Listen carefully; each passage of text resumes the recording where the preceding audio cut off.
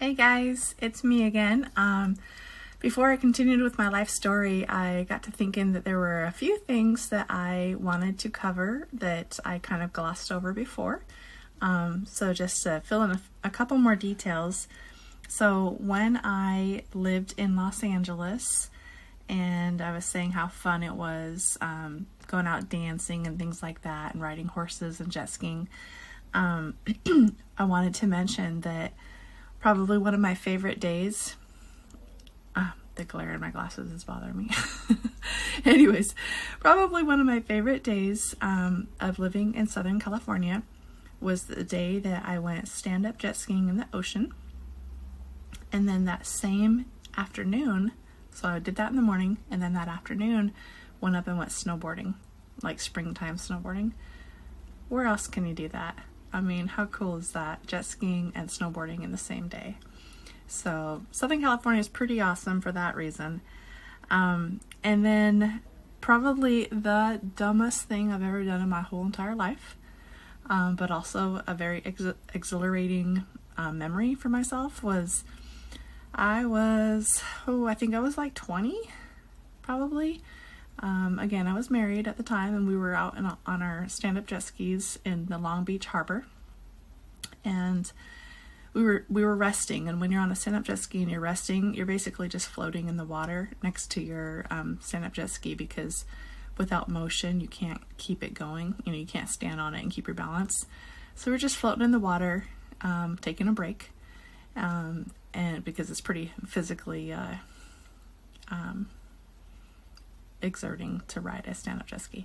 But anyways, especially with all the waves, and we were jumping waves, and it was so amazing. But anyway, all of a sudden we're sitting there chatting in the water, bobbing up and down, and all of a sudden it's like the sky got dark, and we're like, what the heck? What's blocking the sun?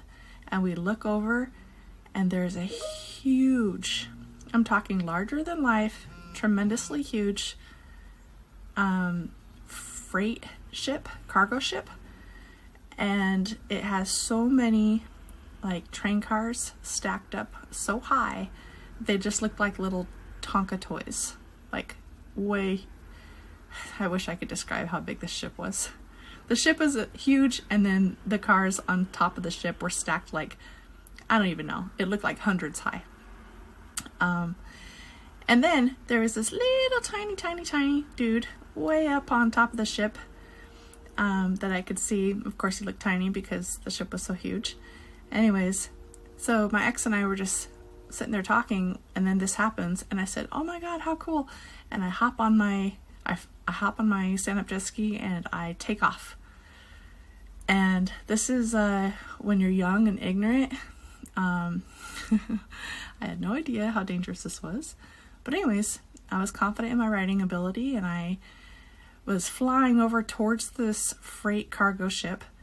The little dude on top is like waving at me. I thought he was waving at me, so I'm waving back at him, steering with one hand and waving at him.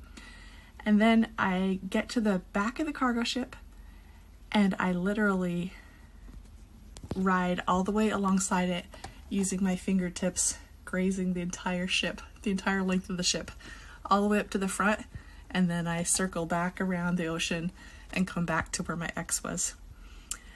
Anyway, I thought it was the coolest experience ever.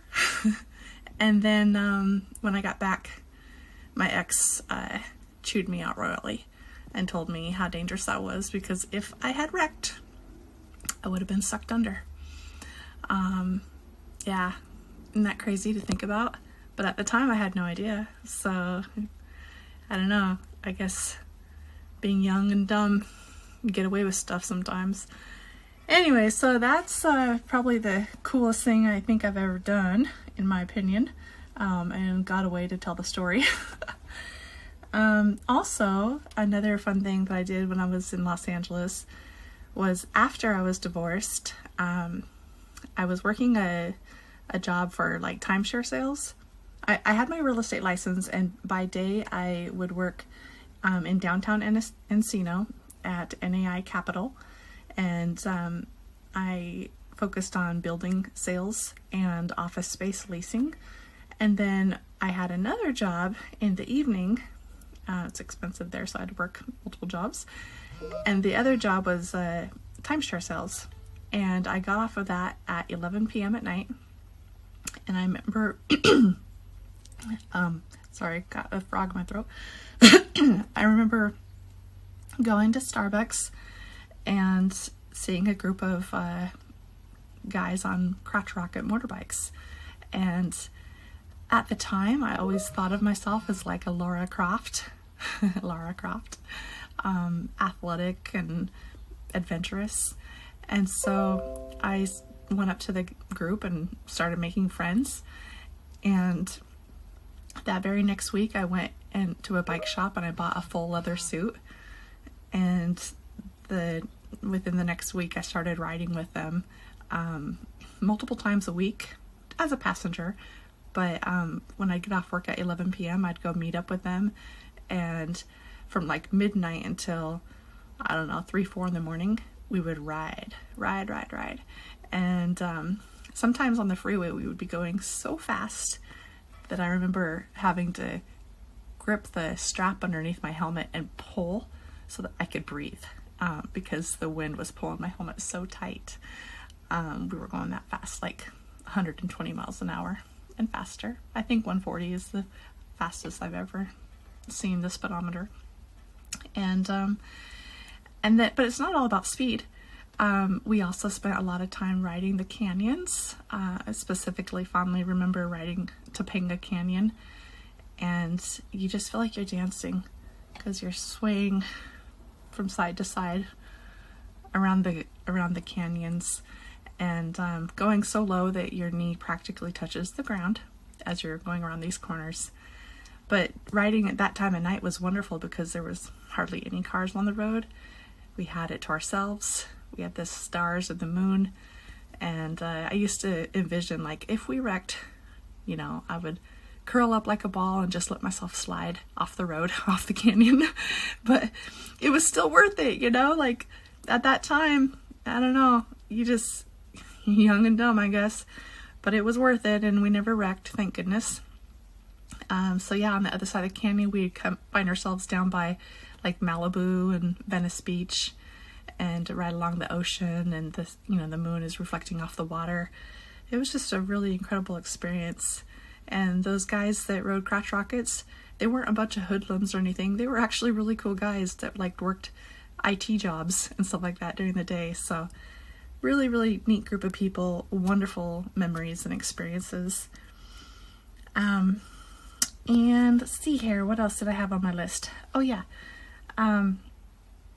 When I was in Argentina, the highlight of my trip down there, I forgot to mention, was that I rode on an Endurance Arabian.